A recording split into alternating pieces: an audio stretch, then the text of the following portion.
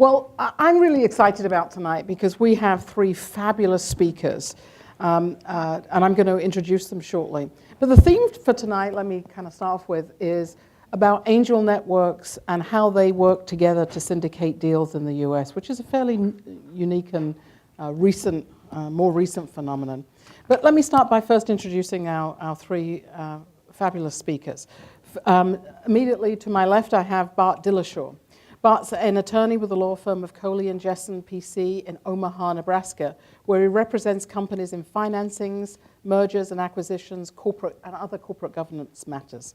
Prior to joining Coley & Jessen, Bart was an attorney with Wilson Sonsini, Goodrich & Rossetti in Palo Alto, California. He represents startup companies and venture capital firms in financing transactions, as well as later stage companies in their IPOs, public reporting obligations, and further in M&A transactions. Bart is the president of the Nebraska Angels, founded in 2006. The Nebraska Angels are Nebraska's largest network of accredited investors interested in working together to make investments in private companies with high growth potential. Bart indeed is one of our own here, having received his JD with honors in 2002 from the University of Texas Law School, and also his BA from the University of Texas in '97. Bart has spoken on the legal aspects of angel investing at numerous conferences, including the annual summit for the Angel Capital Association. He's a board advisor to the Entrepreneurship Legal Clinic at the University of Nebraska College of Law, and is a mentor to the Pipeline Entrepreneurship Program for accelerating growth of entrepreneurs in the Midwest. Bart also serves on the board of directors of Nitride Solutions, a Wichita, Kansas-based company developing a high-volume, low-cost processor to produce high-quality single-crystal nitrate substrates. Bart, thank you for being here tonight. Thank you for having me. Next to Bart, we have Jeff Harbach, our own local expert who runs the Central Texas Angel Network.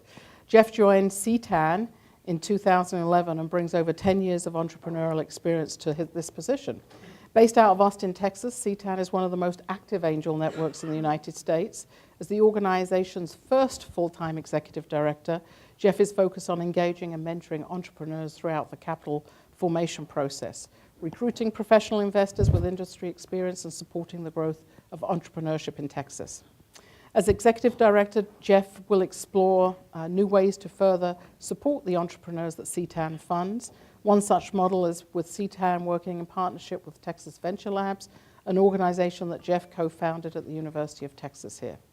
It's a university-backed initiative to support technology commercialization, entrepreneurship, and innovation across campus.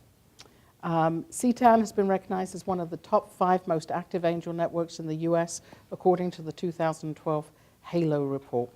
As an entrepreneur himself, however, Jeff has a passion for building successful companies and working with innovative entrepreneurs. Jeff owns 2 7-Eleven stores in Las Vegas, Nevada, which he purchased and operated prior to joining CTAN, and he's led multiple startups, including... I was going to say, did I say something wrong? Including a luxury furniture store, an interior design firm, a golf-focused destination club. Sounds to me like he has a lot more fun than I do. He has a BS in Business Management and Information Systems from Brigham Young University and an MBA from McCombs School of Business here at the University of Texas at Austin. He also serves as a director on the Venture Fellows Program and a co-founder of Texas Venture Labs. And I think something I'd love to share with you about Jeff. He's not only married to his sweetheart and has 4 beautiful daughters with whom he spends much of his time when he's not working. He's also a leader of his church and spends 10 plus hours each week serving the members of his congregation. And if he's not doing that, he's playing some kind of sports. One busy man. Jeff. Thanks. The logical next step for pumping Slurpees is to go into angel investing, right? I guess it must work. We'll learn more in a second. And our final panelist tonight is Joel Wiggins. Or Dr. Wiggins, as I should refer to him. Joel is the CEO and president of the Enterprise Center in Johnson County, Kansas, a not-for-profit business incubator which provides business assistance services to more than a dozen clients in the high-tech, biotech, and service industries. ECJC has raised over 80 million and generates sales of over 120 million through its companies, creating 900 new jobs since 2000. Dr. Wiggins also serves as founding organizer and executive manager for the Mid-America Angel Investment LLC, a group, started in March 2006. The Mid-Atlantic Angels has invested $10.5 million in 29 companies.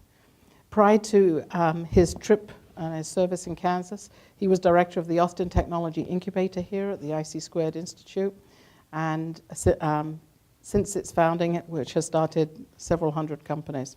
Dr. Wiggins has conducted incubation training workshops in many countries, including beyond the US, Canada, China, South Korea, Mexico, Chile, Colombia, South Africa, France, and a much, much longer list. He recently raised, I think more interesting, $75,000 in order to interview 100 entrepreneurs who have sold their companies for between $50 and $500 million. He intends to write the book on innovation and acquisitions, and we look forward to reading that book very soon. He served on the boards of the National Business Incubator Association and others. Indeed, he chaired NBIA in 2007. He holds a PhD in Communication Studies from the University of Texas here, where he taught graduate level courses in entrepreneurship and technology assessment and transfer. He also has degrees in history and theology. Dr. Wiggins is the president-elect of a university, Crown College, a private Christian college located 20 miles west of Minneapolis. And in fact, Joel will become the president of that college this summer. So congratulations on that, Joel. So I guess the moral of the story is you can do Slurpees and become an angel. You can be a president of a college and become an angel. And you can be a lawyer and become an angel. So there's no limits to what we can do here. May I first, though, start by asking each of you to tell us a little bit about your networks. Bart, may I start with you? Yeah, so I'm the president of the Nebraska Angels, and that's we've got about 46 members. Like Laura said, our group was initially started in 2006, and it was really started by a group of passionate people who were frankly affiliated with the University of Nebraska and saw a need in the market to take some of the technology that was coming out of the universities and start to commercialize it. And basically with that impetus sort of started off a chain where since then we've been trying to gather people from the community, really introduce them to the concept of angel investing. In Nebraska, maybe sort of a surprise to most of the people here, it's not actually the heartbed of venture capital in the United States. So we look up to these guys and watch what they're doing a lot. But there's a lot of energy there, especially now as accelerators and incubators and sort of the wave of entrepreneurialism takes off. And really our job as the Nebraska Angels is trying to figure out how to get people who want to participate in this market to figure out how to teach them how it's okay to do it. And that's kind of the mission of our group. Thanks, Bob. Jeff? Awesome. So Jeff Harbach, Central Texas Angel Network has been around since 2006. I'm the first full-time director, so I started in 2011. We currently have about 100 members. We see a lot of deal flow, and we typically fund somewhere between 10 to 15 new deals per year. We usually see a little over 100 plus entrepreneurs, more or less, every single year. We are one of the most active angel groups in the country. Just this last year, we invested in 13 new companies and 15 follow-on investments for a little over $8 million, which is pretty good. We're pretty happy about that. We look at just about anything. We have a very diverse group, which allows us to look at lots of different kinds of deal flow, and we syndicate a lot with other angel groups. In fact, that's really kind of the lifeblood of angel groups is syndication. So we'll talk about that more. But thank you, Jeff. Joe?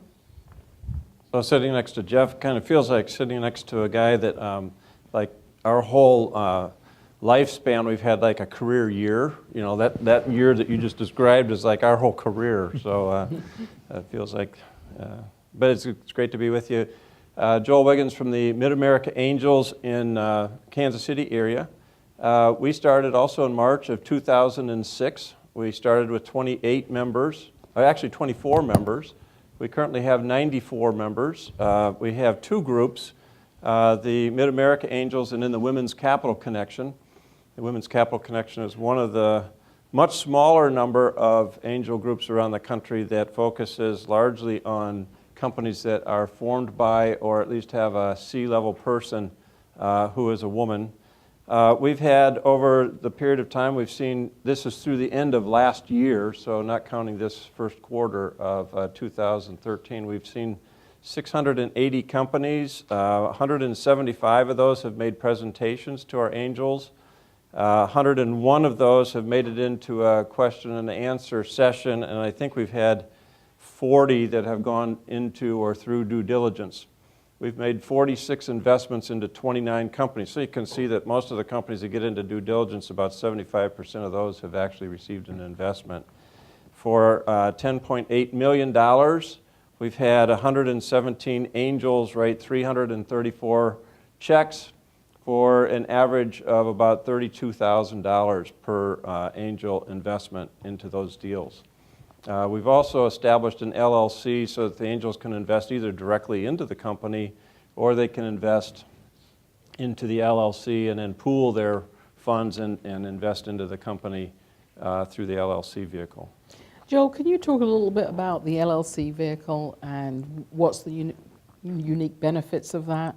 And perhaps we'll address that to the others. Yeah, so there are a number of ways to form a group. We decided to form it as a network of individuals where each individual can make their own decision, his or her own decision to invest into the company or not.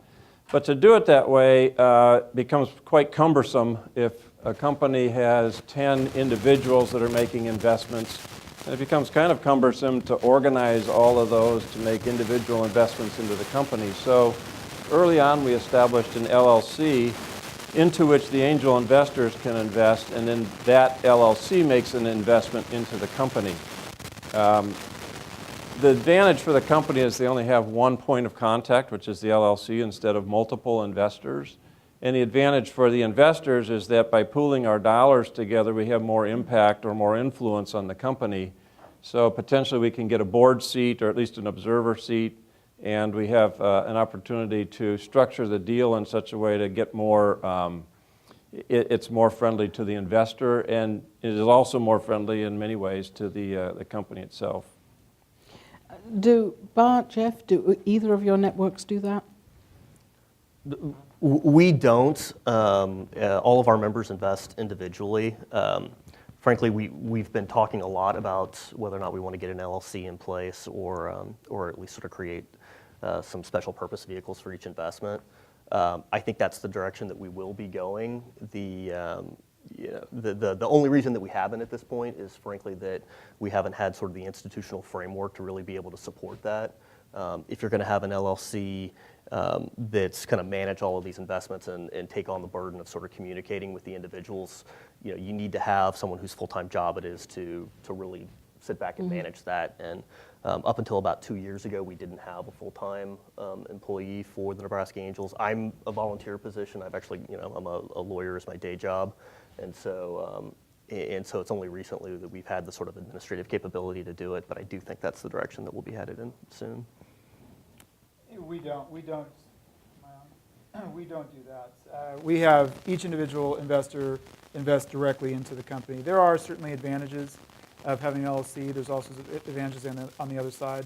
We've talked about it a little bit, but we think that we encourage our investors to engage with the entrepreneurs, to talk to them, to be very active in the process.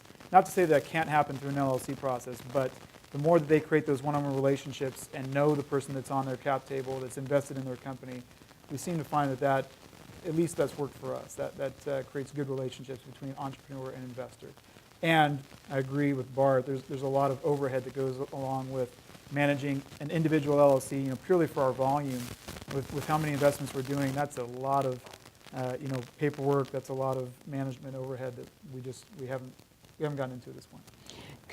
Joel suggested that the average investment for the Mid-American Angels were about $32,000. And Joel, can I ask you, what's the largest and smallest group investment that's been made? And then can we perhaps compare across the other parts of the U.S.? Yeah, so Group investment or individual investment? Individual and group. Okay, so the smallest we'll do on the individual side is 10,000. And then the largest we've had, I think, is 150,000 by an individual. And The as a smallest group? group investment we'll do is 100,000. Although I think in one follow-on investment, we did one for about 78,000. And the largest round we've done, I think, is 565. Great. Thanks. Jeff? So ours, by individual, on average, we get about 3 to 5 investors in a deal, and it's usually for somewhere between 2 to 400,000. So on the averages, our average investors putting in somewhere between 50 and 75. Again, that's kind of how the numbers work out. As far as largest investment, I think largest investment by a single investor, well, we have one outlier of, we had one put $1 million into one company. That's an extreme outlier. Other than that, I'd say it's the largest investment is about 500,000, one investor, one company. Smallest, probably 10,000 as well. As far as by a group in the companies, the largest investment that we've had into a particular deal has been about 1.3 in one round, one company. And in one company over multiple rounds, it's been about 2.4. And again, smallest is again probably about 10. Great. What would be typical? Typical range is, again, 2 to 400,000 with about 3 to 5 investors on the cap table. Great. Mark?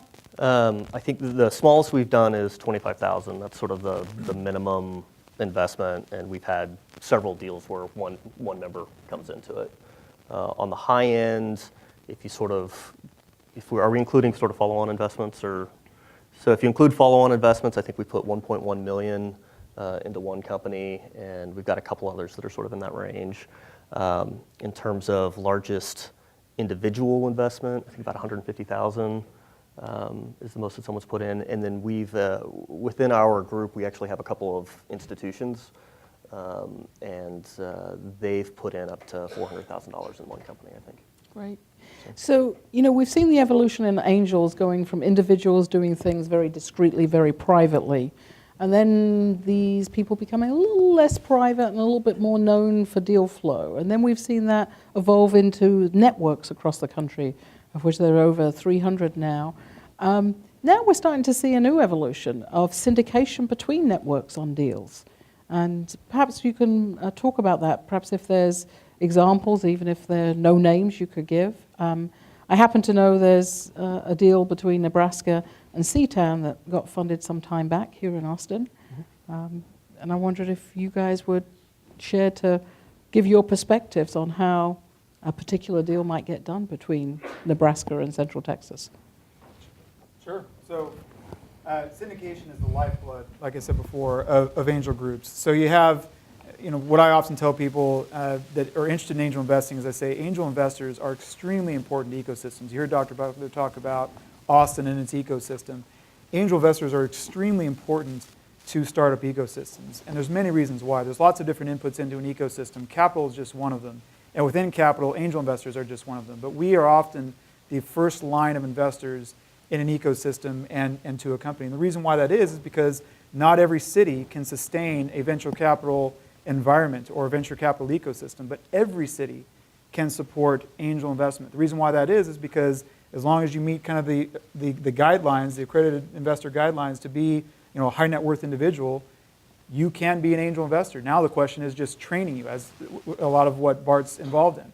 And so the evolution of that is training you to be an individual angel and then getting you around other like-minded individuals, like-minded angel or investors that want to do the same thing.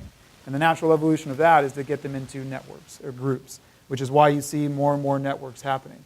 But even with that, there's still almost all angel groups are not going to get an entrepreneur all the money they need by themselves, which goes into syndication. So syndication as this evolution of going from an individual to syndication among groups within the angel investment spectrum, syndication becomes extremely important. And so we certainly focus on syndication with other angel groups here in Texas, but then also many groups outside of Texas, like Nebraska Angels or Launchpad Venture Group, or many others that we've syndicated with outside. So it's very, very important. Yeah, I think one of the basic reason for the rise of syndication is that almost every company that comes through is looking for somewhere between $1 and $2 million. That's just sort of they're too small for a venture capital round, and that's kind of just the amount that you need to get you up and going and off and running. Anything less than that, you can probably scrape together through friends and family.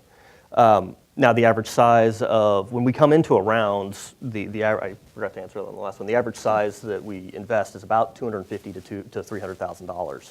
So virtually every company that we come in, they're trying to raise $1 million, we can give them $300,000, and our first step is, great, go out and go find the rest. And with the rise of syndication, we can actually take that to the next step and say, not only do you need to go out and go raise the rest, but I'd like you to go meet our good friends down in Kansas at the Mid-America Angels, or our good friends in Texas at the Central Texas Angel Network, and you can guide them on that process, because we don't want to underinvest a company. We've got no interest in giving a company $300,000 that needs $1 million. They're not going to be able to do anything with it. So it's just frankly as important to us to get the company fully funded as to the company itself. So when you syndicate that, Joel, do you leave it to the individual angels to talk with people they know in these other locations? Do you guys talk together to pass that deal amongst yourselves? How does that typically happen? We have syndicated several deals. Most of the deals we've syndicated with have been with the Midwest Venture Alliance down in Wichita, Kansas. And so let's take a deal like Aratana Therapeutics. We've done 3 rounds, I think, in Aratana, and the Wichita group has probably participated in the A, B, and C rounds as well. But like Bart was saying, it's our average is 1.3 million that's been asked for. So we generally want to see a lead if we're not the lead. And so we take it on ourselves to make introductions to other angel groups or find where that other money is going to come. In fact, oftentimes we won't make the investment, or it's contingent on the fact that they at least meet their minimum objective. So we will often share due diligence with the other group, or a group that approaches us will share due diligence with us. Most groups like to do their own due diligence, so we realize that, and they may build on our due diligence, or we may build on their due diligence, and every group has a process that they go through, or every investor has a process that they go through. So, but it does, I think, cut it down cut the time down if you have another group that you've worked with, or you trust, or or that we build relationships with, so that if they've got experience doing things, it's a little easier to make those kind of referrals. So we will often refer our companies that are looking for dollars that we can't fill out the round to 5 or 6 other angel groups, and we'll make those introductions for them or with them if they haven't already started to do that. And a lot of entrepreneurs think it's kind of the last thing I would say is that it's like a serial process. Well, I'll talk to you guys and work through your process, and then I'll go to it should be parallel. I mean, when we first started our group, a lot of the investors asked us, well, what happens if we oversubscribe to a round? How are you guys going to make that determination? And it's like, we have never been oversubscribed for rounds. So we're always like, just do it in parallel, because you're probably going to have a hard time ever reaching the amount that you're trying to raise, let alone oversubscribing that round.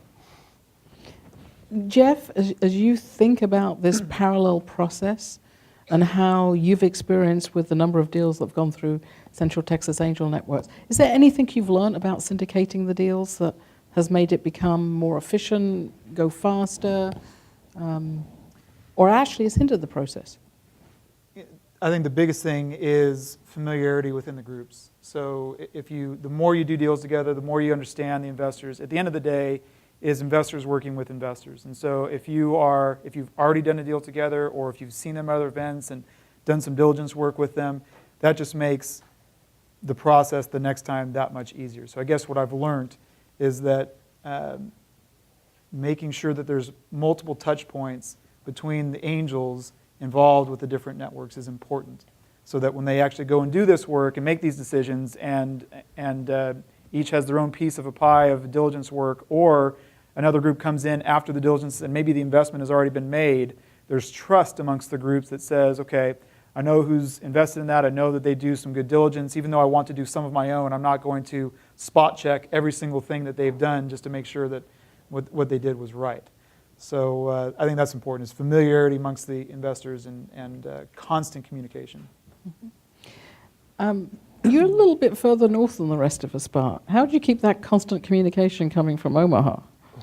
It's tough. I mean, in especially Kansas is close. We know you guys. We show up at the same parties together. We see them on the road. We wave, talk about the snow. But getting further south down into Texas, it does get a little bit further away. Texas has got a much more robust, much more developed ecosystem, and you guys never need to stray outside of Texas. Versus Kansas, I mean, there's really a corridor that's developing between Kansas, Iowa, and Nebraska, and all of the businesses talk to each other. When they do an entrepreneurial event, you have people from Nebraska, Kansas, and Iowa showing up to it, Missouri a little bit as well also. So our sort of just the ecosystem of the region grows together closer and closer. And so that's kind of where a lot of that familiarity comes from. There are events like the Angel Capital Association, which is sort of the national association of angel groups, and it's just a great networking event to come through. And so a lot of the connections happen that way, and then we'll do a deal, this deal that we're in together, and I'm down here, and we'll chat after this, and we'll exchange cards, and this is how it happens. Just these kind of natural relationships, and like Jeff says, when next time he calls me with a deal and says I got a good one, I'm not going to look very hard at it. I'm going to say, great, certified, let's go with it.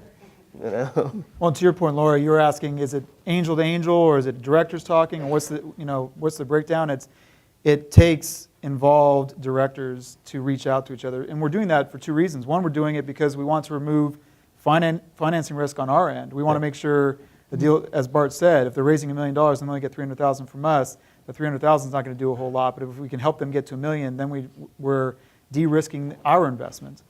But then more importantly, we want to help the entrepreneur. I mean, if we truly believe that you, entrepreneur, need $1 million to do what it is that you say you're going to do, then we want to help you get that money, especially if we're not going to fund it all by ourselves. So we're incented on both sides of the equation. So we talk a lot, and it's incumbent upon us to make sure that we're always doing that. One of the other benefits, I think, of having multiple groups in a deal is also for follow-on rounds. If it's necessary, you have more capacity to fill out the next round, which oftentimes can be a bigger round, or it might be a round that's just a bridge to a venture round or something. So I think that's another reason to syndicate among different groups, because very few groups have the capacity to continue to grow the capital needs of a company if it needs to go beyond the first round. Do you think your angel networks have taken the place of early stage VCs to somewhat? We've taken the place of all the VCs in Kansas. Does that speak to the number of VCs in Kansas, Joe? There aren't enough venture capitalists in Kansas. I think so. I think that you'd have to go back a ways, I think, where there are venture capital firms that have put in less than $1 million. There still are a few today that will come in early, but not around us. And so I think, like you were talking about the ecosystem being built, and angels, I think, are the first professional capital that gets into a deal, and oftentimes the last professional capital that gets done in a deal in our area. That's very much what we've seen play out. I mean, the Nebraska Angels were the first, and in the past 2 years, we've seen some sort of micro VC funds start to come in. But there's not there's not a lot of other players out there going after these small stage companies. So if we get them propped up, they'll come. And we're starting to see. And I guess that's another question. I'll be curious. Are you starting to see, as your groups get more developed, are you starting to see some of the coastal VCs kind of come in and ask you about your deal flow? The answer to us is yes. Certainly, Austin is really doing well as an ecosystem and continuing to grow and continuing to get more exciting and attracting more capital from outside of Texas. It's always been that way, but it's getting even more so that way. South by Southwest and all these other events certainly help. They get capital on planes coming to Texas in a very regular path, and so that helps to get money here. So yes, we're certainly seeing that. I just got a call from a venture capitalist out in California about they were making an investment in a company in Kansas City, and they just wanted to do some background on the founders of the company. So he'll be in town in April and wants to get together. So that's an example. Aratana that I was talking about before, we actually came in after the venture capitalists came in, and there was they wanted us to be in the round because they wanted some local money in the round. So they called up the Angel Group to be part of that round. And there's a group in town that didn't get money from the Angels locally, but did get some money from the coast. So I think people are starting to see the Midwest, or what we call flyover country, as a place where there are some deals, or few, you can get a few winners, we make some ground out of that, and I think we'll figure out that maybe there will be some more capacity that comes in from outside. So fly over country, but leave your money, and then when the plane lands, leave the rest here in Austin. I think that's a good idea. I'd like to start opening this up for questions. If you have questions, if you could please go to the microphone so that everyone can hear. And feel free to stand up at the microphone so we can be efficient with the questions. That's awesome. That's awesome. Sir. Hi, I'm George Liu. I'm an MBA here, and I just have a question regarding the syndicated deals. When you actually syndicate it, do all of the groups have the same terms, or does one group become the lead investor and has a preferential term treatment, I guess? Jeff, do you want to take that question? Sure, they're all the same. This is a collaboration between investors to get a deal done. Certainly, that would not go well if different groups had different terms. All the same. Yeah. The only minor exception to that is if one of these groups may have a bridge note outstanding, but it would be prior. Yeah. It would be I think offensive is probably the right word if one of the other angel groups got a better deal. So before we go on, Yeah, that's right. how do you set that term sheet between 2 or 3 groups? Does one group set it and then get the others to agree, or? Usually there's a lead, and the lead usually has the most money in the deal, and then they're trying to complete the round. So here's another place where money speaks. At least that's been our experience. Thank you. I was wondering about due diligence and what entrepreneurs should know about due diligence before they come see you. Bart? A lot of the diligence with angel groups starts early on. I mean, one of the lessons that we've learned is that with these early stage companies, you can go in and you can look at the books and you can analyze the financials, but at the end of the day, it's all hopes and dreams, and you're looking at this hockey stick projection, and every single one of these companies says, oh, we're going to be doing $30 million in 5 years, no matter what the business is. And so... Pump the Slurpees. Yeah, well, at least that's real. Slurpees. Yeah, at least that's real. At least there's a product you can say, okay, right, what's your cost goes into it. And so the diligence focuses a lot on the entrepreneurial team. And what we get into more and more is really getting into what the background of the entrepreneur is and how the team works together. We'll also, of course, look at the market and what steps you've gotten into it. But we focus more and more and more on the team. So I would say when you go into it, make sure that you have your team built out and make sure that your team gets along.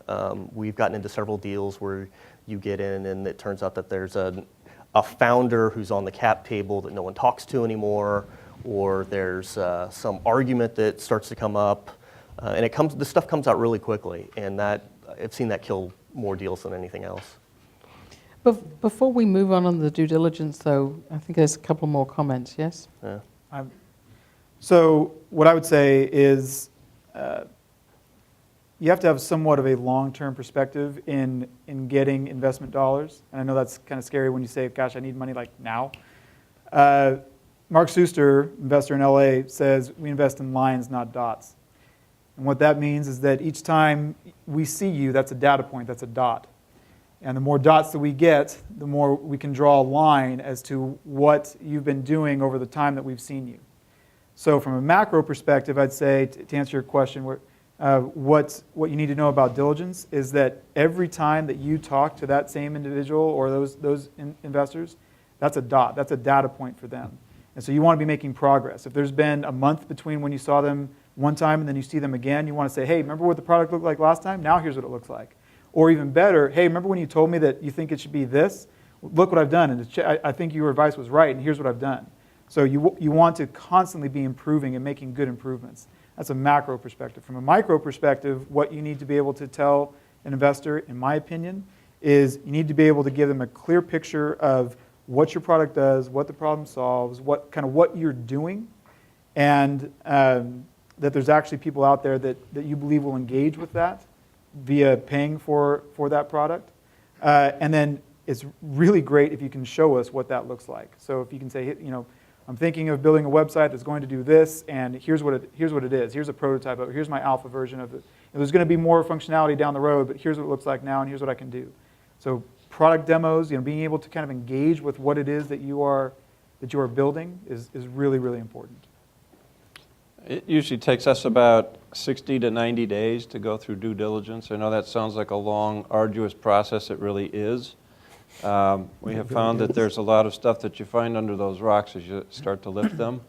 There was a study done that's on the Angel Capital Association website that Bart mentioned earlier, which is the Trade Association for Angel Investors, and they found that the best investments made by angel investors have three components. One, the angel invests in something that the angel knows about, so some sort of industry that they're familiar with instead of going outside of their knitting.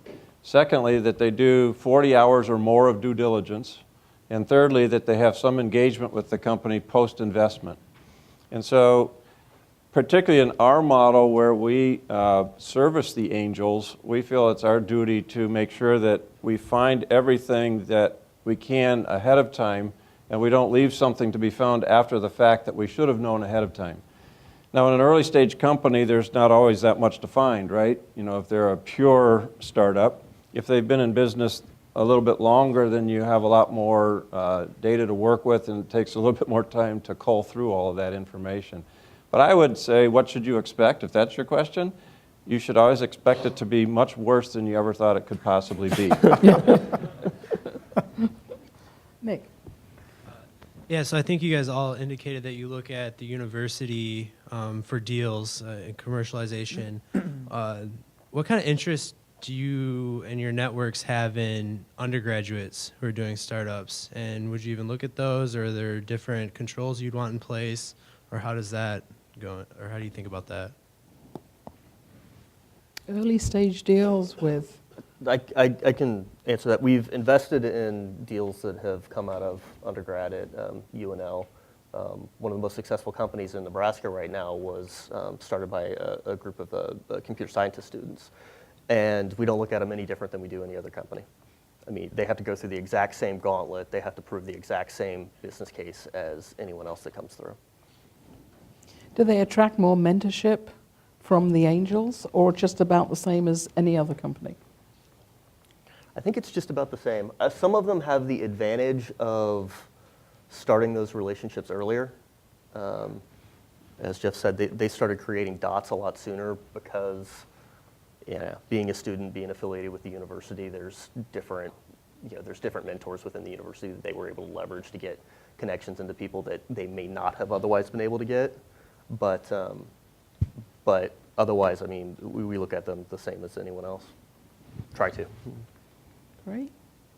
I think that's right. I think realistically, the percentage of deals funded by our groups tends to weight lighter on those that are maybe undergrads. Doesn't mean that we look at them any differently. It means actually that we look at you the exact same, and just means that in your progression as an entrepreneur, you haven't taken as many lumps and bruises to kind of figure out what it is that you don't even know. You don't know what you don't know yet. So, but at the same time, there's angel investors do this because they love it, because we want to engage with you and we want to mentor you. We're kind of the professors in the ecosystem. So to the extent that you're coachable, maybe even more so than a more experienced entrepreneur, that's really exciting to angels, kind of to Laura's point about mentorship. So be passionate, drive these things home, same. I think there's also a fit with some of our angel investors, kind of old white guys, right? So a lot of the stuff that they know is not stuff that undergraduates probably are interested in. They haven't, so you probably don't have a lot of intellectual property at that point. Might be an app or something like that. Although I did just see that a 17-year-old in the UK sold a company today, was it for tens of millions of dollars to Yahoo? How much was it? 30 million. Not bad, 17, pretty good. So we're the losers if we don't look. Thank you. Question, sir. So, a lot of the VCs, tend to fund companies that are in later stages, have revenues, et cetera. Can you talk first, the first part is, can you talk a little bit about, the gamut of different, ideas or, businesses that you fund? What stage are they in? Are they in ideation? Have they been generating revenue? Are they established? And second, do you fund, startups that are in ideation or have a good, business plan idea, et cetera, but need the initial funding for a prototype, for example? Can you talk about that? I'll take that really quick and just say, this another shameless plug.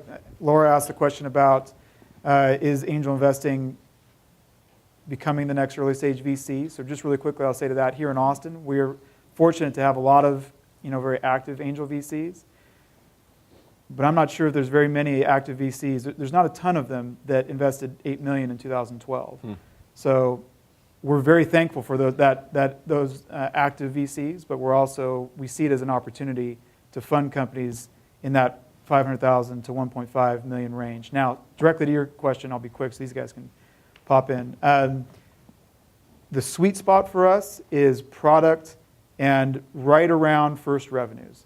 Right around, maybe a little bit pre-revenue, but starting to engage with the customers and about to get kind of the first paying customer, or, have paying customers and have, maybe tens of even thousands of them. But certainly not anywhere, they don't have to be cash flow break even or making tons of money. But we want to see you develop something, show us what that something is. And in most sectors, you can do that without spending a whole lot of money. Now, if it's a capital intensive project, that's something different. But in the sweet spot, that's what we're looking at. We don't fund too much ideation.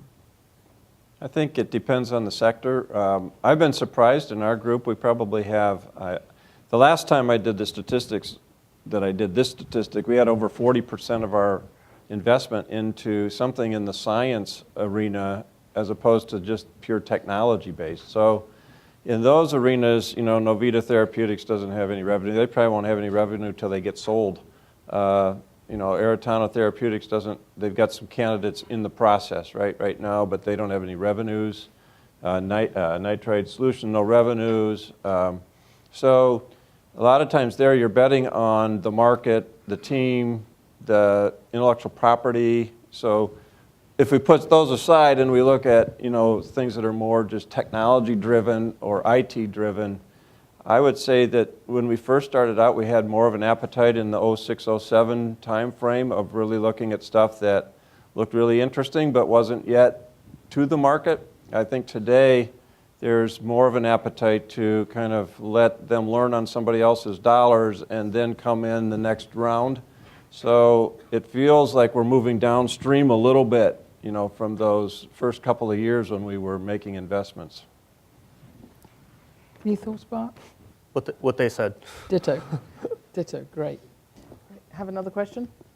When it comes to risk diversification, do you often look to diversify your risk by investing in different sectors, or do you look to diversify your risk by investing in the same sector but different companies that are operating in the same sector with different management skills? Bart, do you want to kick that off? Yeah, so in our group, we have 46 individual investors. So there is no portfolio theory to our entire group. It's each individual doing what they think is appropriate. And you'll get 46 different answers to that question for each one of them. I would say the same. So the important takeaway, I think, for you is that if there's not a fund, it's each individual investor has their own portfolio theory with their own individual investments. So how they value that risk diversification is different from each individual.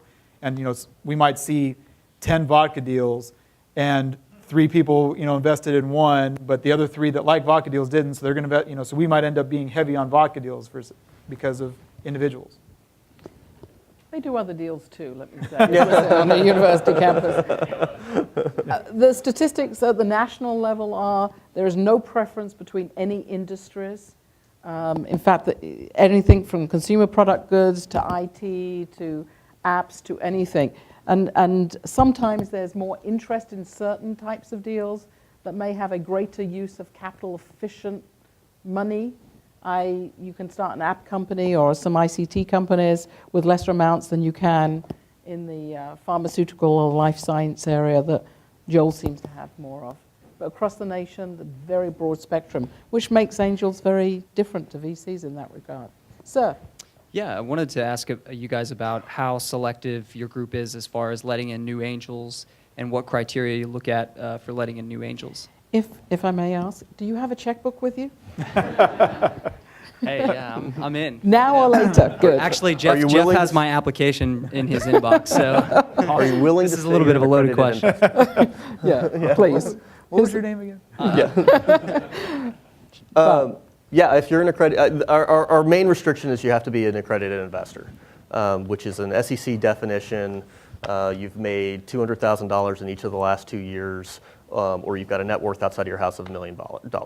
That's our criteria. And we do that because that is the securities exemption that we live in that allows us to sell, that allows a company to raise money from individuals without having to file these big public statements like Aratana just did. And within that, we would love to get as much diversity as we possibly can. We track really heavy to old white guys right now. How about young white guys? Is that possible? We've got We track heavy to young white guys. Yeah. You know, we've got a few, but and that's somewhat. I mean, that's reflective of the population in Nebraska. We would love. We're actively trying to get more women into the group. We are actually actively trying to get more minorities into the group. I mean, the whole power of our angel group is that you get 40 people in a room and some random deal comes up and they start talking about how they're going to corner this expert. And it turns out there's 3 people out of our 46 that actually have some domain expertise in that. And the other 43 in the room sit back and go, wow, I am so glad you were in this room because I was totally buying what he was selling and you're telling me that, you know, that it's full of shit because, you know, skunks don't eat raisins. And you're like, I had no idea that was an issue. And so the more diversity that we can get in that group, the more powerful our group becomes. So I wish we had more diversity is the answer.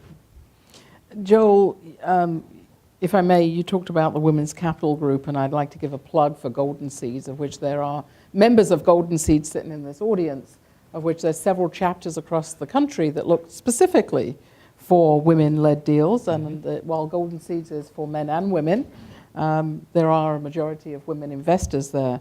I think this diversity issue is an important one, but you have a subchapter of your network called the Women's Capital Connection. Right, Would you like to discuss that? What we found is that when we sent out over 400 invitations to people that we thought were angel investors, and then when we got it down to the first 24 that showed up and came, all of them were men. And we had a women's business center in our incubator, and we started to work with them to try to see how we might be able to attract some of their women into our group. And by the time it was already formed, it looked kind of intimidating for some of the women to just kind of penetrate that, right, like one woman or something. And so they ended up working with their network to put together a group. Now there's some cross-pollination between the two. Some of the women do come to the Mid-America Angel investments, but they're still looking for women-led deals, but they'll invest in ones that aren't. And I think over time we'll see a merging of these two organizations. So I think it just will take some time to get there as each group builds kind of its own culture. The other thing, though, I would say about criteria, some groups actually have a criteria where an investor needs to make an investment during the year of a certain amount in order to, or at least a good faith attempt to do that. When we started out, we did not have that, and we still don't have that criterion. We just didn't know if we were going to get enough good deals for people to really make an investment. And secondly, we ended up feeling that there are other values that investors might bring even if that year they didn't make an investment. So, but recognize that some groups do have a criterion like that, that you can't be part of the group unless you agree to make a 25 or 50,000 minimum investment of some kind. Let me add just really quick. So amen to what they said about diversity. Completely agree with that. We don't have a minimum. We say that we want our investors to have the intent to invest up to $25,000 a year because that just makes them an active, a real investor. The thing that I would add on to that is I'd say that every angel that applies to CTAN has to have a member with me, has to have a meeting with me and a meeting with one of our board members. And my message to them is I want you to be actively engaged in this ecosystem. I want you to understand that angels are important to ecosystems, and that means that I want you to be able to spend time participating in the things that we do, participating with entrepreneurs, helping them grow their companies. That may be 3 hours a quarter, or it might be 30 hours a week. I'm not requiring any specific amount of time from you, Mr. Investor or Mrs. Investor, but I'm saying that I want you to have the mindset that I want to participate. I want to help companies. I want to invest in them and help them grow. So they kind of get that speech from me, and that's been a filtering way of making sure that this is right for them, is wanting to participate. That's great. Seth? I'm with Cowtown Angels in Fort Worth, and we just started back in September. And one of the things that we're noticing, and we've only got about 20 members so far, but we're finding that we're constantly involved in due diligence. And there's like this 20% rule. I think, Jeff, you mentioned that. Like, there's 4 or 5 guys that are really actively involved. How do you guys distribute the workload that occurs to go through this due diligence process? I mean, it's at least a 6 to 8 week process no matter what. You got to have one guy kind of managing the whole thing. How do you distribute your time? And, and then, if you've got a few people that do it, it seems like one guy is always in due diligence. And I know we're really small, but how do you guys do your programming? I mean, I'd like to hear some of your thoughts on how many forums or, sort of the monthly meetings did you do it monthly? How many companies do you look at? How often are you in due diligence? How do you distribute the workload? Just kind of talk about how you guys do it. I'd be very interested to know. Well, in our model, we charge our angels $1,000 a year to be a member of the angel group. But we also have this nonprofit that we're embedded in, and we couldn't run our angel group if it were a standalone. So it's embedded in this other organization, and I've got a guy on staff who we think that there's some crossover value to our incubation program from our angel network and the other way around. So he does a lot of the leading of the due diligence process. We've got a 4-page list of things that we, kind of checklist, and he manages that process. But we have found that if we can't get at least 3 angels to step up to be part of the due diligence process on any one investment, we aren't going to get any dollars into that company anyway, or at least not to the $100,000 level. So any investor can invest directly into the company if they choose to, but if we're going to do due diligence as an organization or as a group, and Rick is going to lead that, we need to have at least 3 angels step up in one of the first 2 meetings that we have with that company in order to get there. And then Rick superintends that process, but those 3 angels participate. We may get more than 3, but we have to have at least a minimum of 3. Jeff?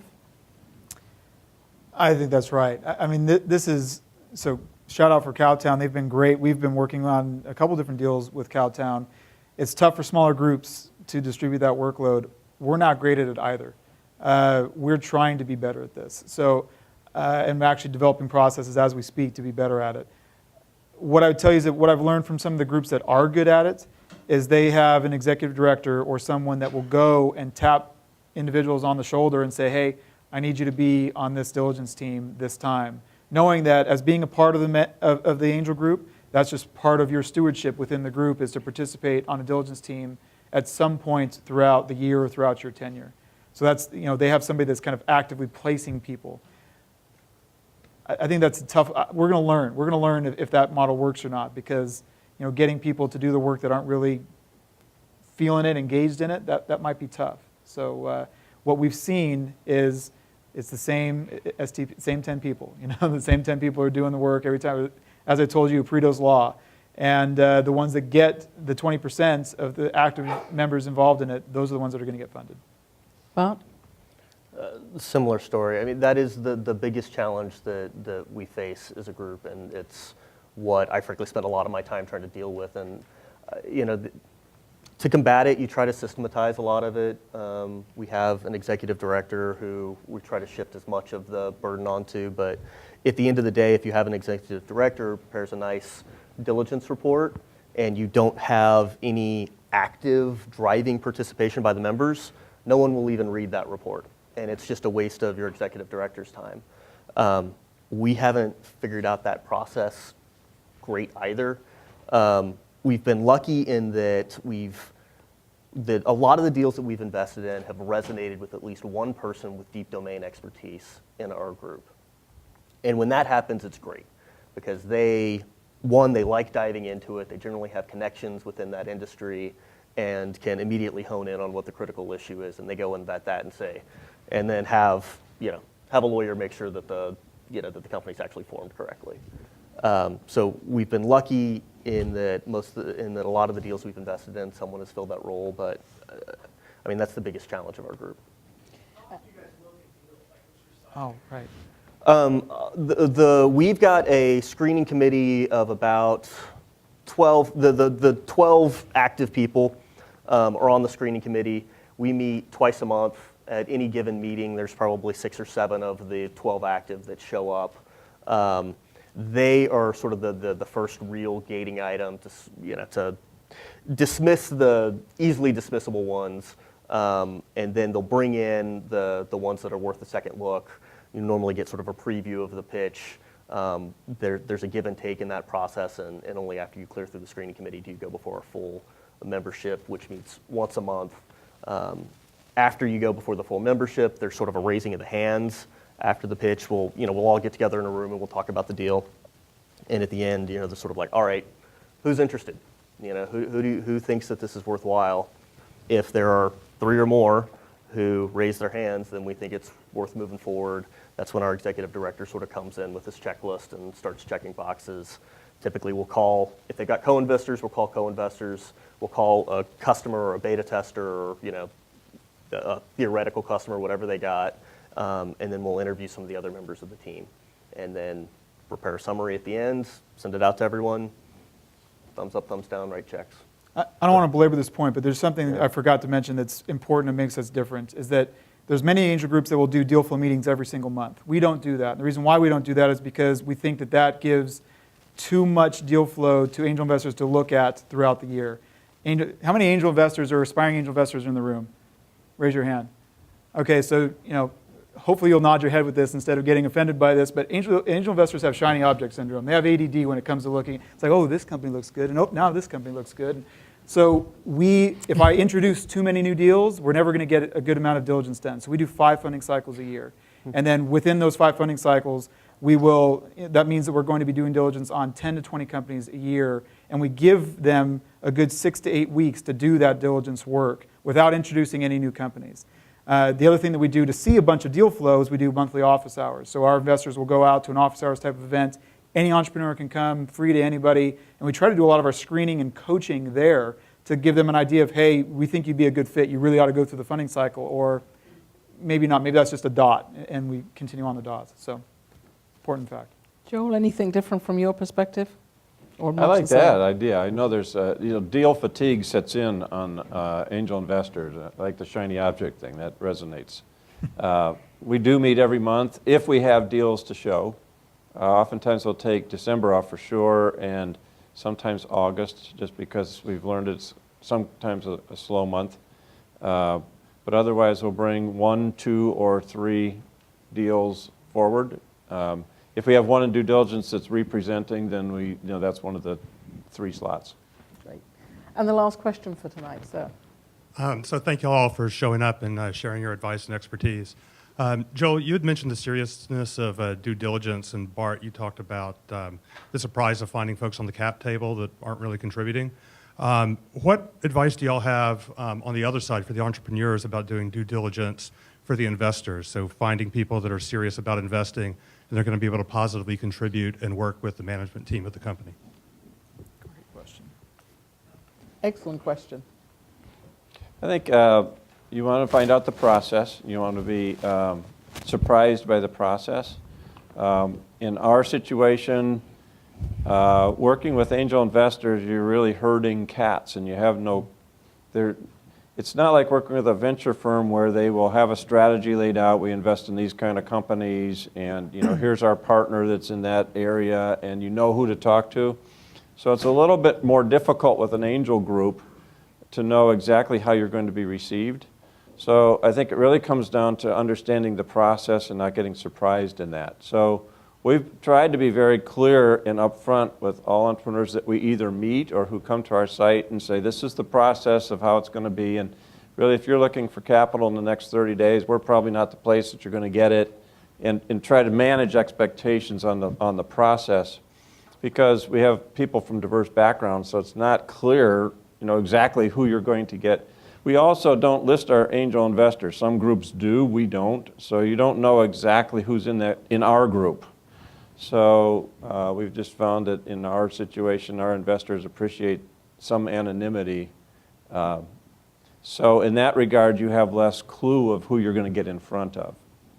I think the other thing I would just say is that we don't sign NDAs, and so we manage that expectation up front as well, at least not early in the process. Yeah, I mean, I think everything Joel said is true.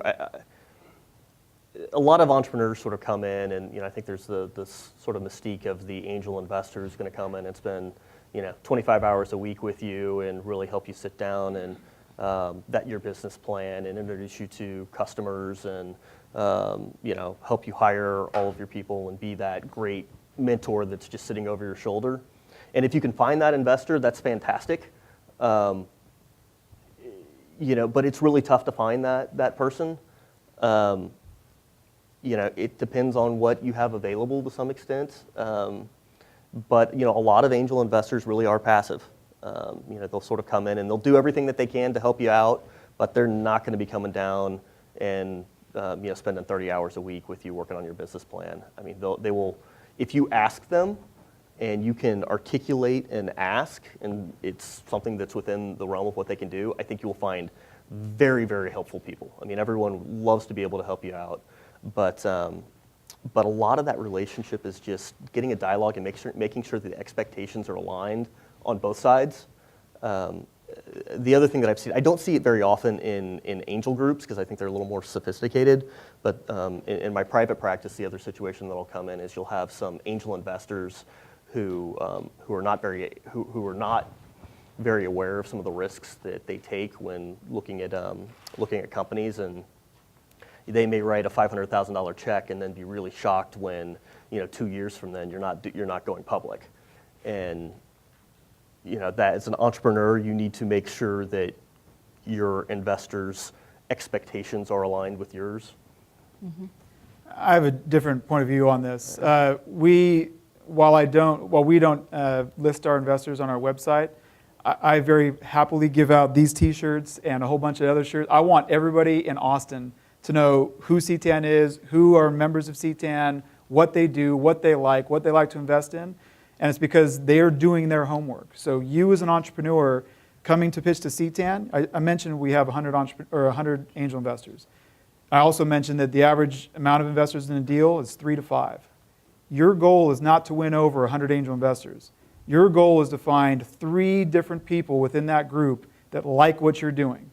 And so you should be doing your diligence. It's easy to do this because if you're in an ecosystem like Austin, there are lots of entrepreneurs around town that know all the different angel investors in town. You can go to them. You can say, hey, look, have you ever raised money from CTAN? Have you ever raised money from XYZ, Bob or Bill or Mary or whoever? And they'll tell you. And they'll tell you what their experience has been. So you can imagine on my side of the table, I'm very protective about making sure that my investors are doing good things and being good actors in an ecosystem rather than creating a bad name, which thankfully all of them do. But so you should absolutely be doing your diligence as an entrepreneur, is trying to figure out who invests in what, who invests in the types of deals that you're trying to do, and then target them. Try to go meet them. Try to meet them at things like these office hours or other meetings. Make sure that you're talking to them so that they become your champion all the way through. On that note, I know there's 1,000 more questions, and I'm just so absolutely delighted that we've had these 3 wonderful individuals from the Kansas, the Mid-American Angels, from Central Texas Angel Network, from Nebraska, I want to thank the people who have come down from Cowtown, led by Tyler Head here, and the ladies who are in the audience from Golden Seeds, also out of both Cowtown, Austin, and New York. Thank you for being here tonight. And please join me in thanking these great guys, and come take questions with them one-on-one afterwards. Thank you. Thanks.